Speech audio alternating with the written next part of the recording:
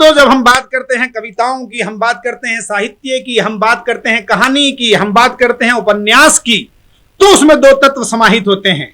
पहला तत्व है वो हमारे भीतर एक चैतन्यता का भाव पैदा करती है, और जब वो चेतना रस के साथ समाहित हो जाती है तो फिर जो प्रादुर्भाव होता है उसे हम आनंद कहते हैं।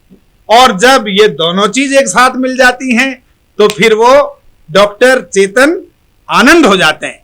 तो मैं आमंत्रित कर रहा हूं उस रचनाकार को जिसके काव्य में भाव भी हैं, विचार भी हैं, चेतना भी है, और जब सबका संगम एक साथ हो जाता है तो फिर आनंद का प्रादुर्भाव होता है।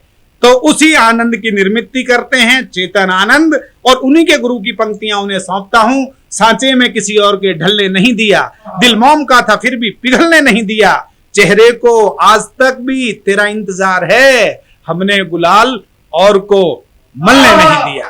तो स्वागत कीजिएगा डॉक्टर चेतन आनंद जी का।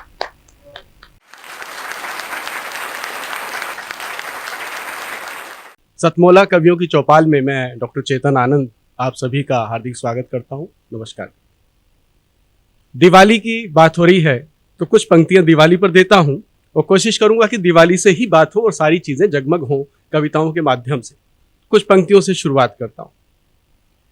उजाले की हुई पत्थर सरीखी पीर को तोड़े, कि उजाले की हुई पत्थर सरीखी पीर को तोड़े, उठो उठकर अंधेरे की कड़ी प्राचीर को तोड़े, और नहीं तो आंख के दरिया ये सारे सूख जाएंगे, हृदय के पर्वतों से दर्द की तासीर को तोड़े, हृदय के पर्वतों से दर्द की तासीर को तोड़े, हृदय के पर्वतों से दर्द की तासीर को तोड़े, और अजब अनहोनियां हैं फिर अंधेरों की अदालत में, अजब अनहोनियां हैं फिर अंधेरों की अदालत में, उजाले धुन रहे हैं सिर अंधेरों की अदालत में, उजाले धुन रहे हैं सिर अंधेरों की अदालत में, और पुजारी ने बदल डाले धर्म के अर्थ जिस दिन से, कि पुजारी ने बदल डाले धर्म के अर्थ जिस दिन से, सिसकता है कोई मंदिर अंधेरों की अदालत में, सिसकता है कोई मंदिर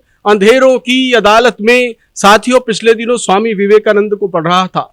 स्वामी विवेकानंद ने विपरीत भावों में, विरोधाभासों में भी जहां अपने बात को साबित किया, विदेशों में जाकर अपने भारत का मान ऊंचा किया, उनका गौरव ऊंचा किया, उसका मस्तक ऊंचा किया, तो वास्तव में लगा कि उनके पीछे एक हौसला था, हौसला था, और हौसला आपका इतिहास तक की यात्रा करता है। मैं हमेशा कहता हूं कि जहां हौसला होता है वहां भाव होते हैं, जहां भाव होते हैं वहां सार्थकता होती है, जहां सार्थकता होती है वहां सत्य होता है, जहां सत्य होता है वहां तथ्य होता है, जहां तथ्य होता है वहां दस्तावेज होते हैं, और जहां दस्तावेज होते हैं साथियों वहां इतिहास निश्चित रूप से बनता है। तो इसलिए आपका हौसला इतिहास तक की यात्रा करता है, और इस हौसले को नहीं छोड़ना जो स्वामी विवेकानंद ने रखा और संदेश दिया हौसले के माध्यम से। तो वो पंक्तियां मैं कुछ पिरो के मैं छंद के रूप में निवेदित करता हूं आप सबके सामने।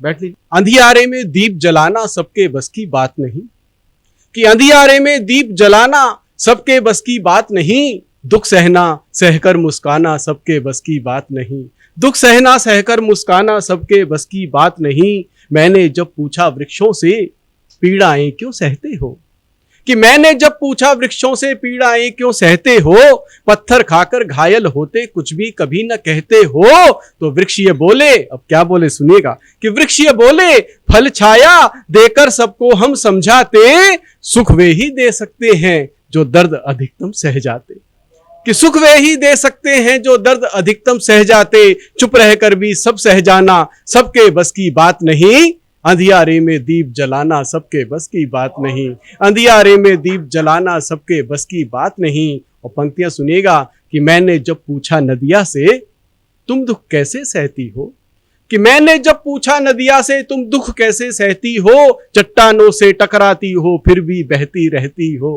चट्टानों से टकराती हो फिर भी बहती रहती हो, नदिया बोली चलते रहना जीवन का अभिनंदन है, कि नदिया बोली चलते रहना जीवन का अभिनंदन है, रुकना मतलब सांसें रुकना मृत्यु का आलिंगन है, कि रुकना मतलब सांसें रुकना, मृत्यु का आलिंगन है, ठोकर खाकर चलते जाना सबके बस की बात नहीं, अंधियारे में दीप जलाना सबके बस की बात नहीं, अंधियारे में दीप जलाना सबके बस की बात नहीं। मैंने अंबर से बात की। अंबर जो पिता का प्रतीक है, परिवार का मुखिया है। देखिए अंबर मुझे क्या जवाब देता है। कैसे मैंने प्रश्न पूछे कि मैंने जब पूछा अंबर से तुम कैसे सह लेते हो, कभी कभी तब जाते हो तो कभी कभी बह लेते हो, कि मैंने जब पूछा अंबर से तुम कैसे सह लेते हो, कभी कभी तप जाते हो तो कभी कभी बह लेते हो, अंबर बोला मैं सबकी उम्मीदों का परिचायक हूं, कि अंबर बोला मैं सबकी उम्मीदों का परिचायक हूं,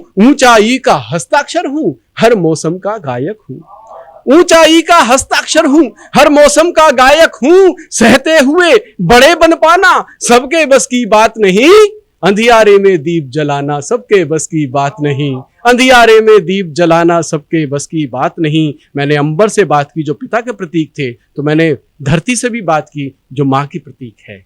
देखिए मां क्या जवाब देती है कि मैंने जब पूछा धरती से तुम पर बोझ बहुत भारी, कि मैंने जब पूछा धरती से तुम पर बोझ बहुत भारी, तुम कैसे पूरी करती हो अपनी यह जिम्मेदारी, तुम कैसे पूरी करती हो अपनी यह जिम्मेदारी, धरती बोली जिसने सबका बोझ उठाना सीख लिया, उसने समझो युगों युगों तक सबके दिल में वास किया, उसने समझो युगों युगों तक सबके दिल में वास किया, धीरज धरकर धीर बंधाना सबके बस की बात नहीं, अंधियारे में दीप जलाना सबके बस की बात नहीं, अंधियारे में दीप जलाना सबके बस की बात नहीं। जब मैंने सबसे बात कर ली तो विचार आया कि अपने मन से भी बात कर ले, वो क्या सोचता है और क्या जवाब देता है। तो अंतिम पंक्तियां हैं इस रचना की, सुनिएगा कि अंधियारे में दीप जलाना सबके बस की बात नहीं, मैंने पूछा अपने मन से तुम दुख क्यों कर सहते हो,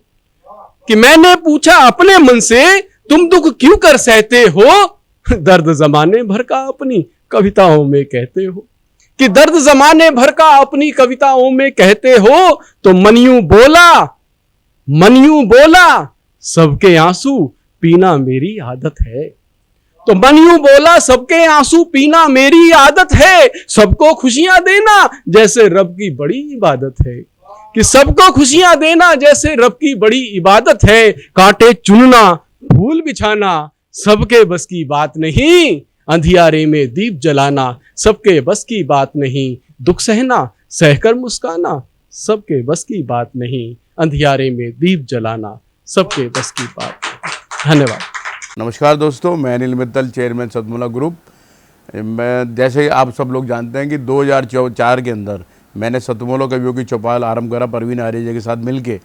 तो हमारा उद्देश्य दोस्तों यही था कि जो आज ये काव्य पाठ है, जो ये बुद्धिजीवी वर्ग जो ये सुंदर काव्य पाठ हम लोग करते हैं, तो वो धीरे धीरे आज के ज़माने में लुप्त ना होता जाए। जो आज मॉडर्नाइजेशन चल रहा है, जितना टीवी पे हम और भी चीज़ें बढ़ती जा रही हैं, तो ये ना हो कि हमारी पुरानी जो ये एक संस्कार थे, पुरानी सभ्यता थी, कविता पाठ था, वो धीरे धीरे ये लुप्त होता जा रहा था।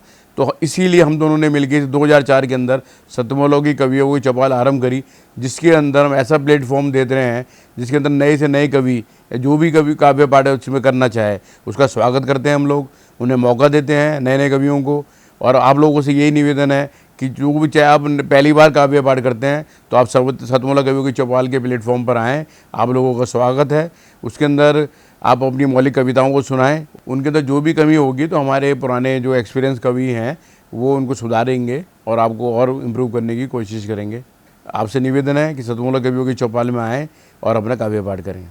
सतमूला कवियों की इस चौपाल में जितने भी कवि बंधु, साहित्यकार बंधु आज यहाँ आए हैं, मैं उनको उनका अभिवादन करता हूँ, उनको नमन करता हूँ। परवीन आर्य जी का ये जो प्रयास, सुंदर प्रयास, सतत वर्षों से चल रहा है, मैं इसका एक साक्षी हूँ। नवंकुर कवियों को जो ये मंच सतमूला कवियों की चौपाल जो प्रस्तुत करती है, ये बहुत सराहनीय और प्रशंसनीय प्रयास है। आज के इस कार्यक्रम में मैं उपस्थित रहा। मैंने भिन्न भिन्न रसों के कवियों को सुना और अभिभूत हुआ। वीररस के कवि थे, हास्य रस के कवि थे, श्रृंगार रस के कवि थे, और ये सब रस मिलकर जो है नवरस जो उत्पन्न करते हैं हमारे जीवन में, इनका बहुत महत्व है हमारे जीवन के बीच में। परंतु मैं आज एक बात, जितने भी कवि यहाँ उपस्थित हैं उनके लिए बड़े आदर से मैं कहना चाहता हूँ कि आप को ये मंच मिला है, आप नवंकुर कवि हैं, परंतु आप हमेशा नव अंकुर कवि न रहें और अपने प्रयासों को इतना उदात करें कि एक दिन आप भी जो है देश भर में अपना नाम बनाएं, आपकी कविता श्रेष्ठतम कविता हो, ऐसा मेरा आपसे आग्रह है, ऐसा मेरा आपसे निवेदन है। आप में प्रतिभा है, आप उस प्रतिभा को अपने प्रयासों से और गहरा करें और उसमें गति लाएं, यही मेरी आपसे एक बार पुनः प्रार्थना है। इसी प्रार्थना के साथ मैं आप सबका पुनः एक बार धन्यवाद करता हूं, अभिनंदन करता हूं। और मैं आपके बीच में रहा, जितना समय भी रहा, मुझे बहुत आनंद आया। मैं बहुत अच्छी यादें आज के इस कार्यक्रम से लेकर वापस जाने वाला हूं। मैं आपको बहुत शुभकामनाएं देता हूं, आपको बहुत साधुवाद देता हूं। बहुत धन्यवाद आप सभी का। अखिल भारतीय साहित्य परिषद द्वारा संचालित सतमोला कवियों की चौपाल नामक ये जो कार्यक्रम है, ये अपने आप में इसलिए महत्वपूर्ण है कि केवल ये कार्यक्रम ही नहीं है, बल्कि यहाँ पर नवांकुर, नए नए कवि, नए नए कवयित्रियाँ इस मंच पर आकर के अपनी कविताओं को प्रस्तुत करती हैं, जो सारे संसार के अंदर जाता है। तो ये बहुत बड़ा मंच है, एक प्रकार से कार्यशाला जैसी है। तो इसलिए आप सभी लोग इस कार्यक्रम से जुड़ें, नए नए बच्चे यहाँ पर आएँ, बहुत अच्छा लगेगा। हमारा आशीर्वाद इस पूरी संस्था के लिए है, सतमोला कवियों की चौपाल के लिए है, और आप सभी के प्रति हमारा मन बहुत स्नेह है, बहुत प्यार है। आप सब आएँ और इस प्रकार से यहाँ पर अपनी कविताओं को इस मन से सुना करके उपकृत हों और उपकृत करें भी हम सभी।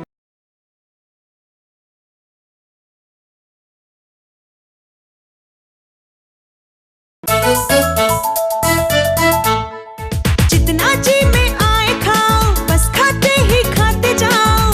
डरने की क्या बात है जब सतमोला साथ है।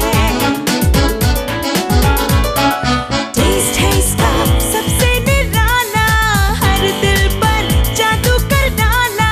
स्वाद स्वाद में जमकर खाया, सतमोला ने खूब बचाया। खाने से डरता है क्या? सतमोला।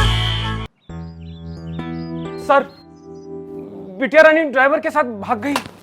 भाग गई? जी, भाग गई। अरे कोई बात नहीं, उसे तो बचपन से भागने का शौक है। सतमोला खाओ, कुछ भी पचाओ।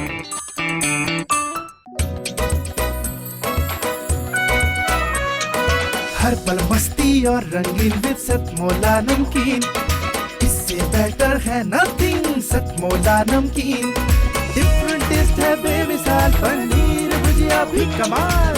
इसके टेस्ट के सब शौकीन, हाँ सतमोला नमकीन। सतमोला स्वीट्स एंड नमकीन, इससे बेटर है नथिंग। हाँ सतमोला नमकीन।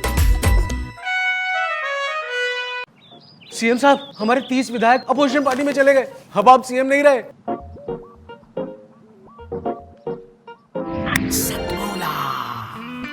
तो अब नया सीएम कौन बन रहा है? चल सतमोला खाओ, कुछ भी पचाओ।